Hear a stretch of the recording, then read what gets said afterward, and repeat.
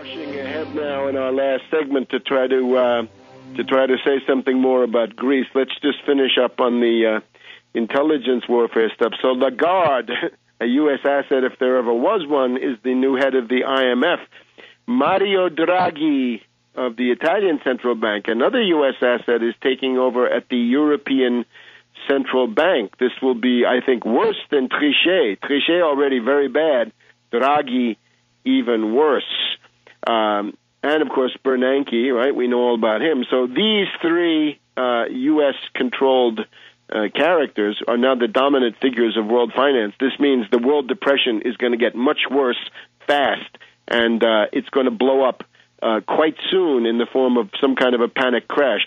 Just in terms of Dominique Strauss-Kahn, they waited until Lagarde had been pretty much ensconced at the International Monetary Fund for the case against Dominique Strauss-Kahn to collapse. Now, I think it's too late for Strauss-Kahn's presidential bid, although I could be wrong. Maybe he's got more resilience. But what it does do is set up the defeat of Sarkozy, since Sarkozy had based his rise to power on attacking other French politicians for setting up fake scandals or arranged scandals against him. He is now guilty. He is hoisted by his own petard. And remember, a French source, highly reliable French source, told me that Strauss-Kahn's program for the week in which he was arrested was to fly to Berlin, meet with Merkel, and under certain conditions, a German representative was going to fly to Libya to meet with Gaddafi. The goal of all this to create the pilot project for a new world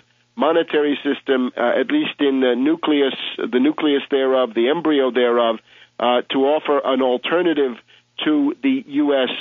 dollar. And that story is now confirmed by a well-informed German source. So we got two sources on this plan by Dominique Strauss-Kahn. The other aspect of the intelligence wars, Rupert Murdoch now closing the news of the world.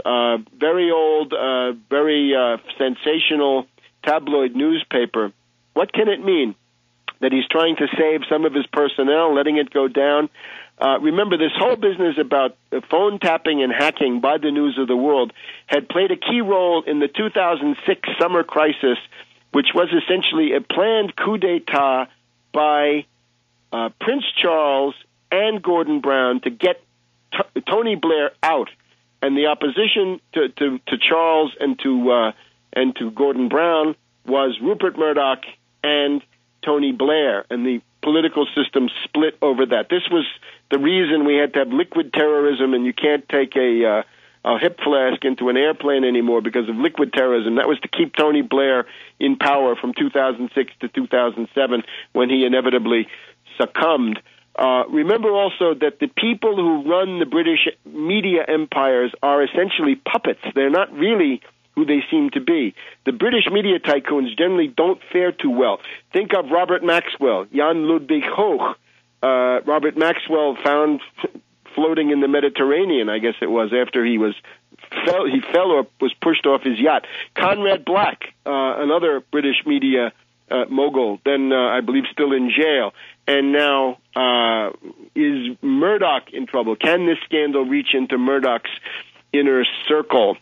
So we have all of this going. And remember, don't forget, Gay Girl in Damascus, Britta Froelich, a member of the American Friends Service Committee, an organization which has been repeatedly accused of CIA front organization status over many, many years. You find it on the Internet, so that's worth delving into. Now let's look at Greece. We have to be worried about the possibilities for a new panic phase in the world economy. QE2, quantitative easing 2, is now over.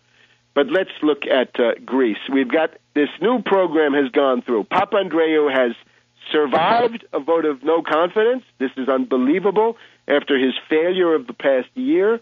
And we've also got this austerity program, which is what? It's 20 to 30 billion of budget austerity and 50 billion of privatizations. The obvious question is, will they privatize the Acropolis? Will they privatize the archaeological patrimony of the Greek state? 28 billion euros in austerity on the budget, 50 billion euros in privatization, which is a one-way ticket. This is all under the British asset, the man from the city of London, Papandreou.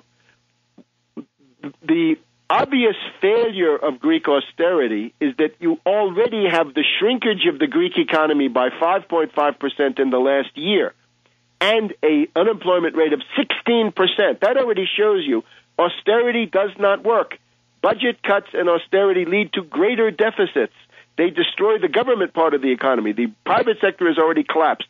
If you then destroy the government sector as well, you're left with nothing, and the thing goes down, down, down, and it becomes a death spiral. Once you get into this austerity psychosis, every failed round of budget cuts leads to another round until the entire thing blows up or some kind of political upheaval occurs. So austerity is a blind alley.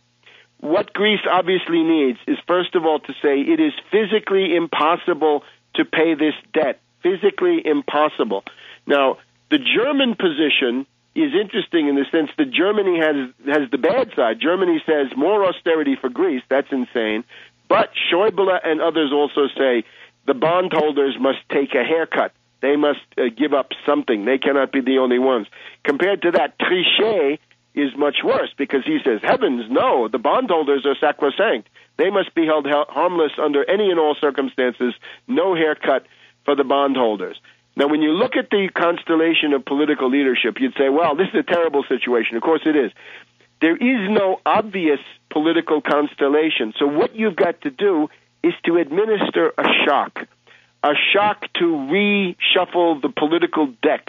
If you don't do this, you've got these people like Olli Rehn and Barroso and Van Rompuy and this entire crew, the Eurogorks, the Eurocrats. They believe that derivatives have value, that debt is sacrosanct, that austerity is the way to go. They are neoliberal. They are some mixture of Austrian and Chicago. The only thing you can do is to deliver a shock to all of that.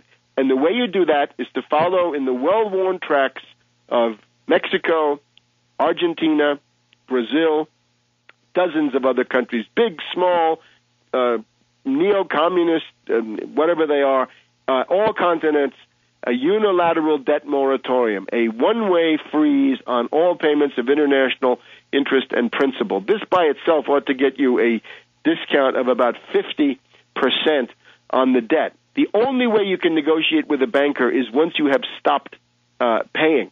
Otherwise, you don't even get their attention.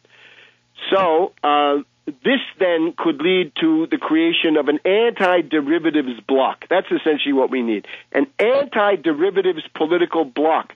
And people who are interested in political organizing should get out there and organize this European-wide. It's got to be in Portugal. It's got to be in Ireland. It's got to be in Italy, in Belgium.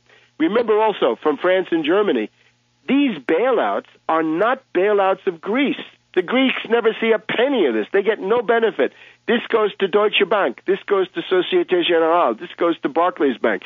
Notice also the vultures over there in Britain eager to feast on the ruins of the euro if it goes down. Now I've got a piece which is in the process of being written. You need the euro. There's no way back from the euro. With 1 trillion euros a day of turnover, the euro is not so vulnerable to direct speculative attack, but the D-mark would be, the drachma would be, the lira would be, and so on and so forth. All of those would be easy prey for international speculators. So you're going to have to fight the speculators sooner or later. Why not organize continent-wide to fight the speculators? Here's your program. End too big to fail. No more too big to fail status for these zombie banks. That means shut them down, liquidate them. Wipe out derivatives. Ban collateralized debt obligations. Ban credit default swaps. Fight speculation with re-regulation of markets. Force the European Central Bank to put out 0% European Central Bank credit for infrastructure and production. Infrastructure for jobs. You need 40 million jobs at the level of the European Union.